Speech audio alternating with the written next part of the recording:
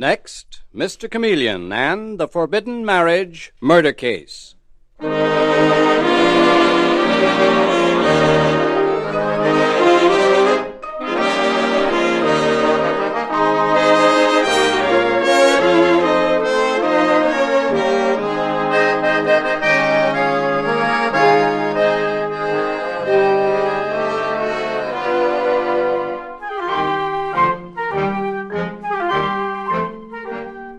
Tonight we again present the famous Mr. Chameleon of Central Headquarters in his most famous cases of crime and murder, brought to you by the makers of genuine Bayer aspirin.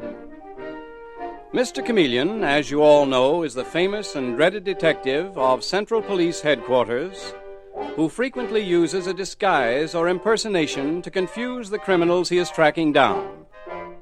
In tonight's case, he appears in a particularly interesting disguise, which the audience will at all times recognize. Tonight we give you Mr. Chameleon in the Forbidden Marriage Murder Case.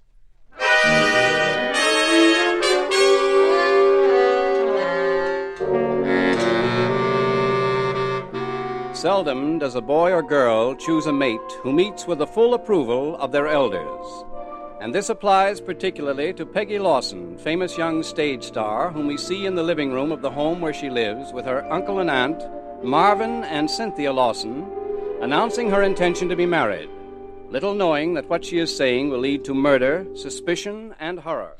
Well, darlings, the show closes tonight. Next we open in Boston. We'll miss you so much, Peggy. Very much. You dears. But I haven't finished my story yet. When the show gets to Boston, I'm going to be married. What? And you, Uncle Marvin, and you, Aunt Cynthia, must be there. You know, you'll have to give me away, Uncle Marvin, and... Married? Married to whom? To Cuthbert McKay. Peggy, your aunt and I have never refused you anything, but I absolutely forbid you to marry that man. But, Uncle Marvin... Suppose he is the great star on your show. You're mad, Peggy. 2 weeks ago, every paper filled with stories of how he tossed over his wife. Every columnist wondering what woman he threw her over for. And you, Peggy, that woman. Why, this is terrible. It's a scandal, Peggy. But let me explain. Peggy, I won't let you marry Cuthbert McKay. I'd rather see you and myself dead. Well, I must marry him. I've promised. And just bear in mind I'm 22 years old and have the right to my own life. Peggy, I tell you, if you marry that man, our home will never be yours again. Your Aunt Cynthia and I will consider you out of our lives. All right, then. I am out of your lives. That's the way you want it. I am going to marry Cuthbert. So I guess it's goodbye.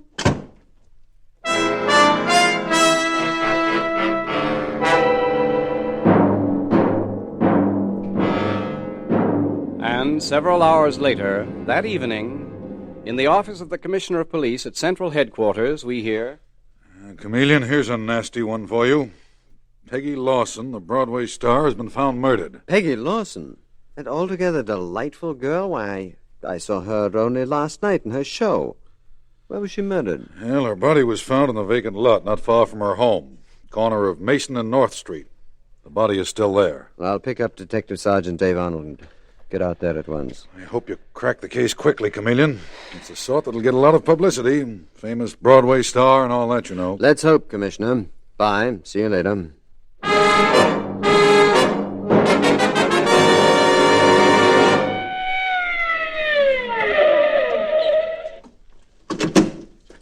There's the body, Dave. Right, Mr. Chameleon. One sure thing. Peggy Lawson wasn't killed here. See those marks on the grass where the body was dragged? Looks like she was killed in a car from the angle of the bullet wound. Yes, that's right.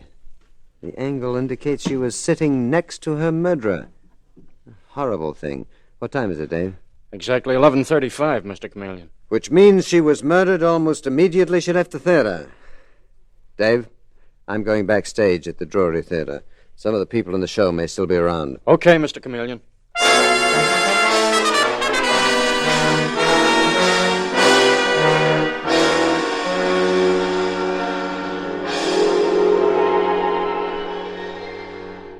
Are you the stage door keeper? Yes, Mike Ferris by name.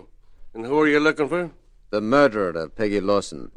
I'm Chameleon of Central Police Headquarters. Peggy murdered? Are you kidding? Why, she only left here half an hour ago. Did you see her leave the theater, Mike? I did. She ran out in a terrible hurry. I wondered what was up.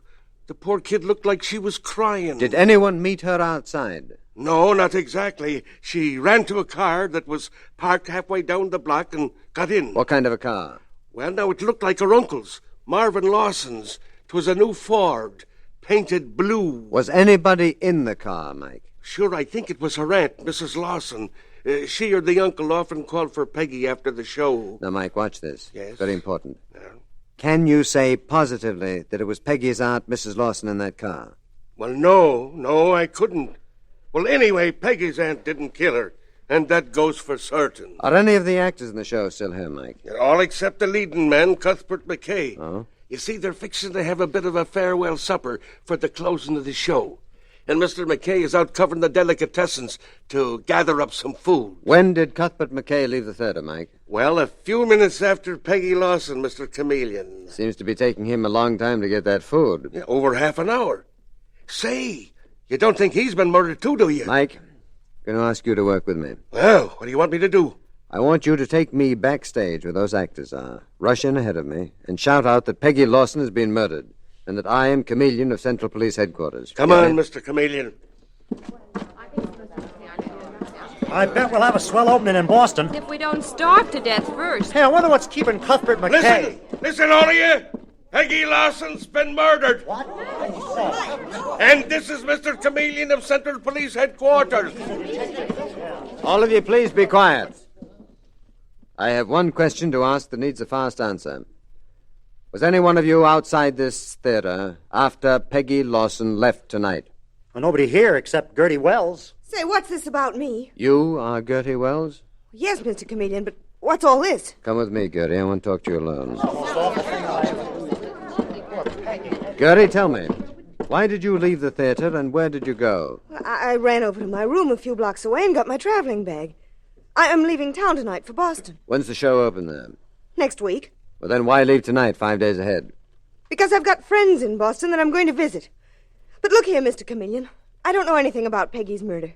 And if you're going to ask me if I killed her, the answer is no. I have seen you around town with Cuthbert McKay, the star of this show. And with a lot of other guys, too. Besides, Cuthbert went nuts about Peggy Lawson.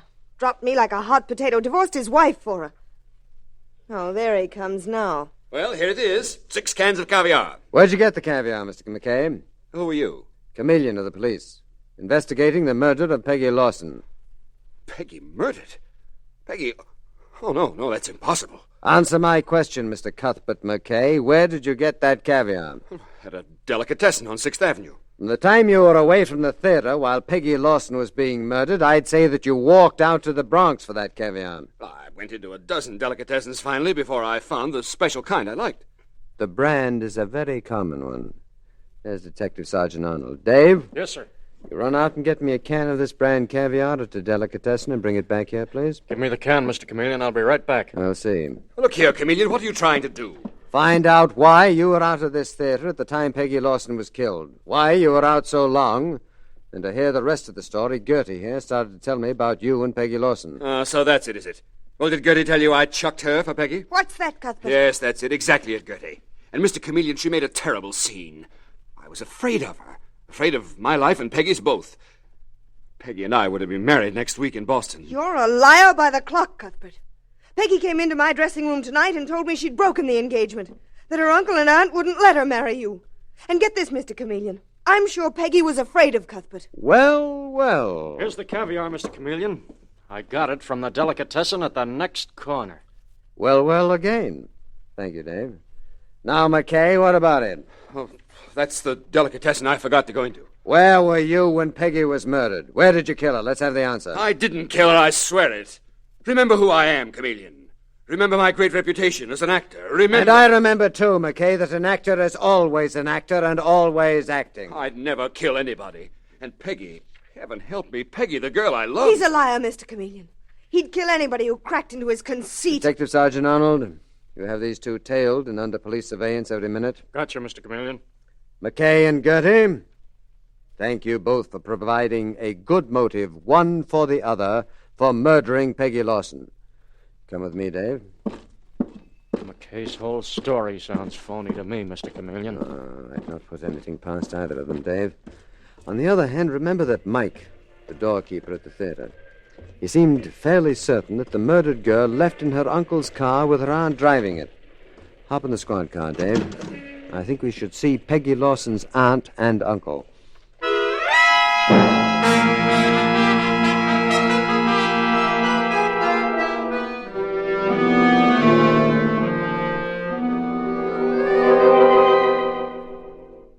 Mr. and Mrs. Lawson, I can see how deeply affected you are by your niece's death, so I'll make this as brief as I can. Mr. Chameleon, my wife and I are completely stunned. Oh, it's so frightful, Mr. Chameleon. I can't believe Peggy is dead. I understand your niece was to be married to Cuthbert McKay next week. Yes, in Boston. I was to give her away. Poor child. Well, did you and your wife approve of Peggy's choice of husband? That is, of Cuthbert McKay. Well, naturally, nobody was quite good enough for Peggy in our eyes. But we thought it might as well be Cuthbert McKay as anyone else. The only thing I didn't like was that so much publicity had been given his recent divorce. Mm-hmm. And then we decided, above all things, we wanted Peggy to be happy. Have you notified her mother and father of her death? They're both dead, Mr. Chameleon. Oh. Her father was my brother. He died a widower when Peggy was 10 years old and left her in our care. It's strange in a murder investigation how so many people give false witness. False witness, Mr. Chameleon? Yes, I was told that you and your wife had forbidden Peggy to marry Cuthbert McKay. Why, that's the But after talking to you, I can see how untrue her statement was. It's preposterous. And I was also informed by the doorman at the theater that you, Mrs. Lawson, called for Peggy in your car tonight, and that she drove off with you. That's another false statement, Mr. Chameleon. My wife and I were not outside of this house all evening. This is utterly ridiculous. Oh, please don't get the wrong idea, Mr. Lawson. I am far from doubting anything you say. And we can settle this in 1 minute. How's that? Well, I noticed a garage attached to your house. No doubt your car is there now. I put it in when I came home from the office about 5 o'clock this evening. And it hasn't been out since. Well, if you let Detective Sergeant Arnold and me see the car now, that'll be all for tonight. But why the car, Mr. Chameleon? Well, a statement has been made about it that must be refuted, Mr. Lawson, so it's best for you that we look over that car. All right. Here's the garage. And here's the car, Mr. Chameleon. A new Ford, painted blue. Just as the doorman at the theater told you, Mr. Chameleon. Right, Dave. Still feels warm. What temperature does that motor register? 150 degrees. What's this leading to, Mr. Chameleon? To the fact that the car has not been standing here since 5 o'clock, nearly 7 hours ago. It wouldn't be registering 150 now, Mr. Lawson, if it hadn't been used within the last hour. That's right, Dave. But I tell you, it hasn't been used. Well, whoever used it evidently was in a hurry. I see the ignition key is still in it. But my husband always forgets to take the key out, Mr. Chameleon. He's absent-minded. Really, Mrs. Lawson? Somebody must have stolen this car. Stolen it, Mr. Lawson, and then brought it back? Well, that seems far-fetched, doesn't it? Yes, but my wife and I were not out of the house tonight. That is the absolute truth, Mr. Chameleon. I have a motto, Mrs. Lawson. The guilty must be punished, the innocent protected. Dave, get out your flash and take a picture of that 150-degree temperature. And then we'll relieve you of your car, Mr. Lawson. What? We must take it to headquarters. But, Mr. The blood stains on the front seat will be checked by the laboratory against the blood of your murdered niece, Peggy Lawson. But wait, Mr. Chameleon. Good night, Mr. Lawson.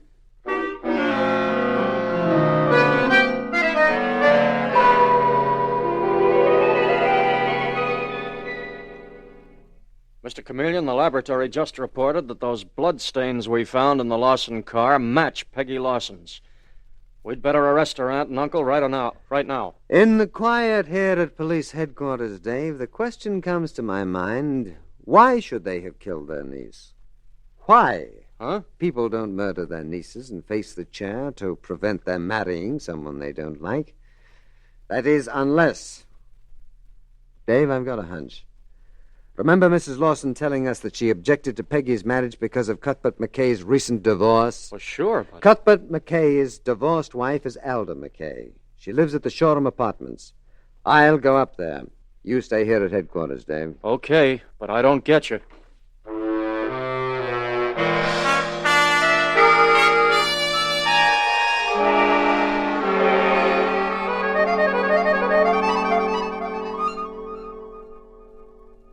Ms. McKay, I'm Chameleon of the police, investigating the murder of the girl your recently divorced husband was to marry, Peggy Lawson. You don't think I killed Peggy, do you? Why should I? Discarded wives do strange things, Elder. I know nothing of Peggy's murder, and I don't care what Cuthbert does or whom he marries. You hate him, then? We parted good friends. Sounds like a Hollywood routine to me. Every divorce out there is between the best of friends. Mr. Chameleon, just what brings you here? A statement Mr. Marvin Lawson and his wife Cynthia made about your divorce. What? I may as well tell you that before I questioned them, I was almost ready to arrest your ex-husband for the murder. What?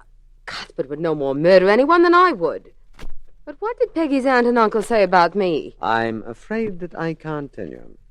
Did they tell you why they tried to stop Peggy's marriage to Cuthbert? You'd better tell me, Elder. It may get you off a spot. In simple terms, $25,000 a year. What $25,000 a year? They got $25,000 a year out of Peggy Lawson's estate as long as Peggy remained unmarried. And then what? Her father's will said that when Peggy married, the $25,000 would stop. And it would be up to Peggy to decide if they got anything. Sounds fantastic. Where would a girl in the theater like Peggy inherit such money? Well, it's not generally known, but she was the heiress to the Lawson Flour Mill's fortune. How do you know about the will? Peggy Lawson told Cuthbert all about it, and he told me. If provable, that gives Peggy's aunt and uncle a motive for murder. It's provable, all right. Peggy told Cuthbert the will was at the Continental Trust Company. By the way, do you smoke cigars? What? Well, the aroma of the one I smell in this room smells like the one Cuthbert McKay was smoking tonight at the theater. Oh, my word, there's the bend of the same cigar. A Corona Perfecto in that ashtray over there. Well, I'll take that along. Oh. Hello? Oh, yes, he's here. It's a call for you, Mr. Chameleon. Thank you. Hello? Mr. Chameleon? Yes, Dave. Mr. Chameleon, a call just came in. Gertie Wells has been shot in her dressing room at the theater. Meet me there at once, Dave. What happened, Mr. Chameleon? Another girl in the love life of your ex-husband has been shot. Good night, Elder.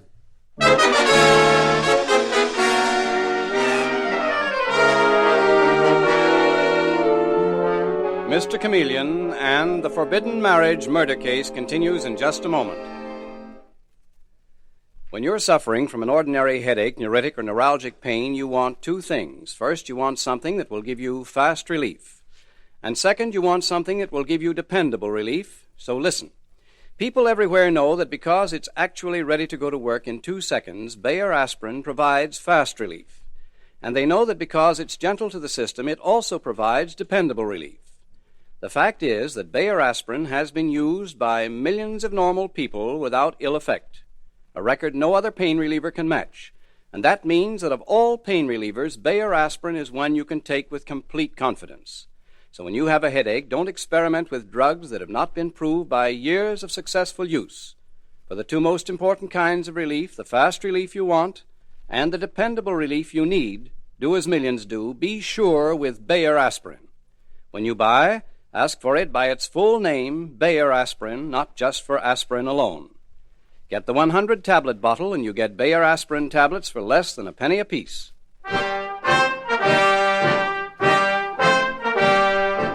And now back to Mr. Chameleon and the Forbidden Marriage murder case. The unsolved murder of Peggy Lawson, beautiful Broadway star who was shot in an automobile shortly after the performance of her show, has given Mr. Chameleon one of his most puzzling cases. Suspects in the murder are Peggy's aunt and uncle, Cuthbert McKay, her fiancé and star of the show, Alda McKay, his ex-wife, and Gertie Wells, a showgirl he jilted.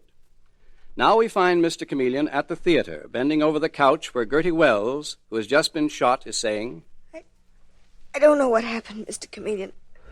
I heard a shot. That's all I remember. What were you doing here at the theater so late, Gertie? We all stayed talking about Peggy Lawson's murder. Everybody was terribly excited. Well, did Cuthbert McKay stay too? If he did, Mr. Chameleon, he's gone now. You're still sure, Gertie, that you don't know who your assailant was? Please don't ask me anything more, Mr. Chameleon. I can't take it. I understand, Gertie. Here, let me move your pillow a bit to make you more comfortable. Ambulance will be here any moment for you now.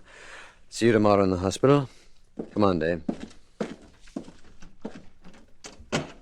What's that you've got, Mr. Chameleon? A wig, Dave. A woman's wig. I took it from under Gertie Wells' pillow. Yes, but what? Whose hair would you say this wig matches, Dave? Peggy Lawson's aunts. That's it exactly, Dave, and it presents a very interesting question. Did Gertie Wells impersonate Peggy's aunt in the murder car, or did the murderer plant the wig on Gertie to throw suspicion off himself or herself? Boy, I'm in a daze, Mr. Chameleon. Dave, the wig gives me an idea. You mean you're going in disguise? Mm-hmm. First thing tomorrow morning, in the disguise of Jim Montague, a new theatrical producer on Broadway. A bloke who is starting to costume a new show.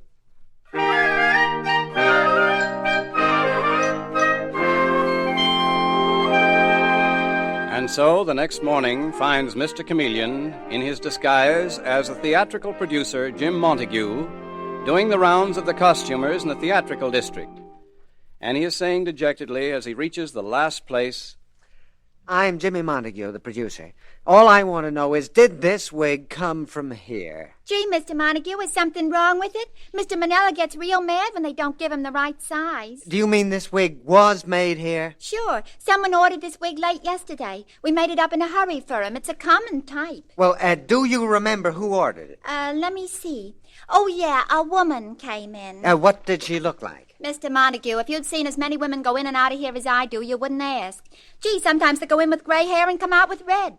You'd be surprised at the women who wear wigs. Honest. Well, then, this Mr. Manella who made the wig, perhaps he'd remember this woman. Funny thing, but you know, his wife said he got a telephone call late last night to meet somebody at a tavern, and he hasn't been home since. He hasn't been home since? That's right. I had a boyfriend who did that once.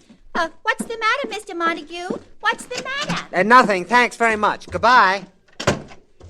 Any luck on the wig this time, Mr. Chameleon? Dave, find me a man by the name of Manella, a wig maker, and we'll have the answer to Peggy Lawson's murder. Find him and bring him to headquarters immediately.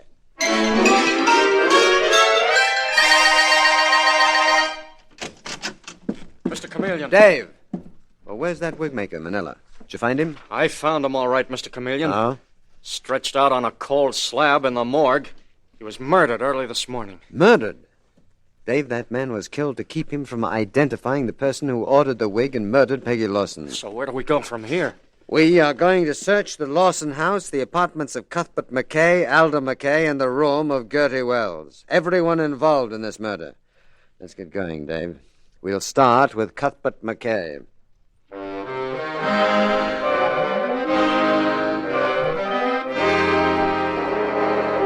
2 hours later, Mr. Chameleon and Dave, who have just left Cuthbert McKay's flat, stand at the door of the apartment of his divorced wife, Alda McKay. A skeleton key in his hands, Mr. Chameleon bends over the lock as he says, There isn't much time, Dave. She may come back any minute. There we are. Well, so far nobody caught us searching Cuthbert's place or the Lawsons. Dave, that dresser in the corner. You take that first and then check the desk. Don't miss a thing. Okay, Mr. Chameleon. I'll take the closet. Dresses, coats. Let's see. Dave, come here. What did you find? So what's that? Just a pair of shoes? Don't you see? There is grease on the bottom of these shoes. Motor car grease. And it's come from the floor of a garage. That only means that... You here, Alda McKay? Get away from that closet. How dare you break into my apartment, Chameleon? Watch it, she's got a gun. Drop it! Let go of that gun. I got it, Mr. Chameleon. Alda McKay, how did that motor car grease get on your shoes? Let me go! Well, I'll tell you how. You're in the Lawson garage. You ordered a wig and disguised yourself as Cynthia Lawson. You took Cynthia Lawson's car, parked it near the theater, where you'd be seen and mistaken for Peggy's aunt. You're a fool, Chameleon. If you think grease in a pair of shoes will hold up in court as evidence, why, they'd laugh you out of the courtroom. Yes, but when ballistics prove that this gun, your gun, killed Peggy and the wig maker, then what do you think the court will do? I had nothing to do with it. Now take your hands off me. Not so fast, Alda. You are going to headquarters, where I think we have another little surprise for you.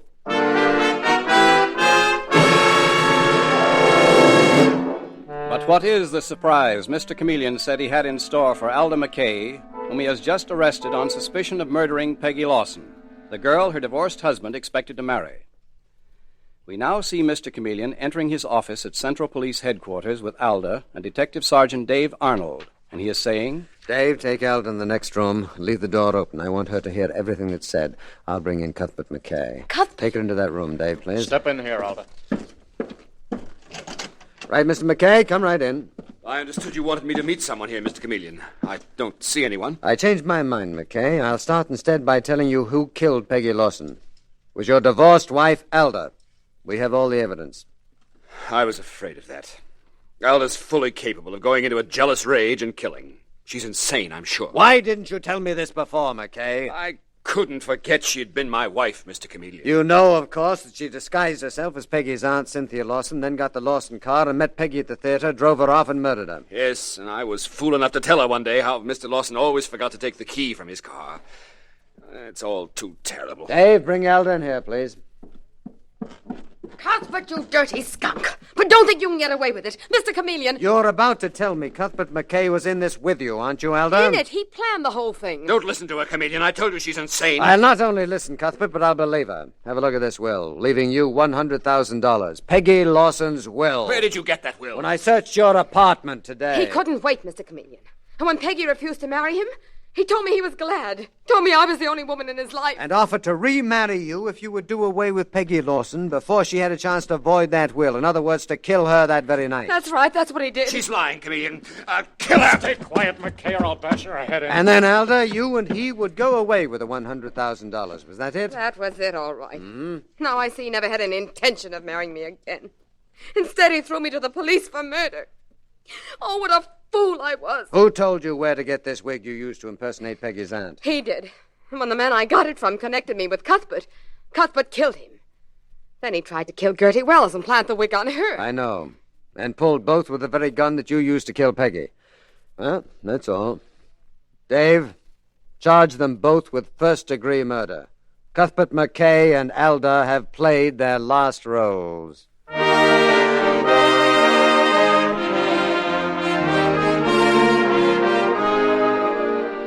And with these words, Mr. Chameleon concludes tonight's murder case.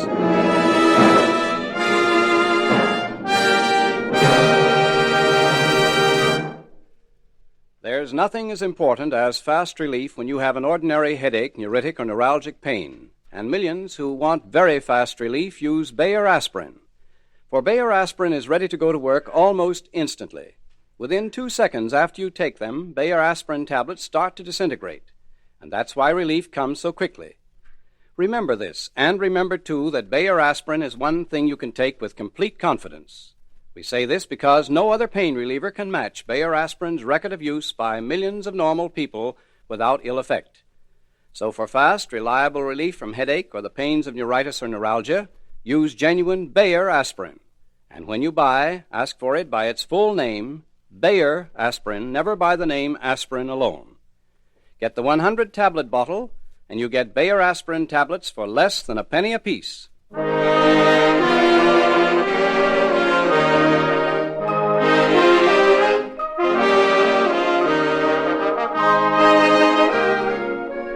Listen next Wednesday night at this same time for Mr. Chameleon, the man of many faces, in The Case of Murder in the House of Torture. Mr. Chameleon is played by Karl Swenson and written by Frank Hummert from the original story by Frank and Anne Hummert. Music directed by Victor Arden. Your announcer is Howard Claney.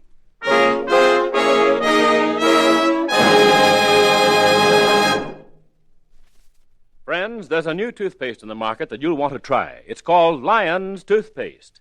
And it's not just another old toothpaste with an added ingredient, but is completely new and radically different in formula. For this reason, new Lion's Toothpaste does what no other toothpaste can do.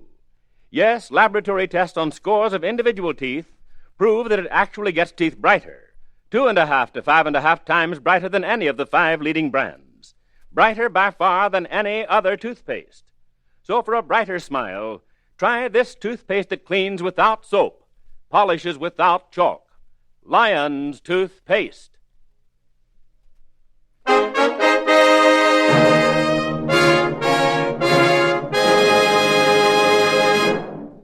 Listen for Mr. Chameleon in The Case of Murder in the House of Torture next Wednesday night at this time. This is CBS, the Columbia Broadcasting System.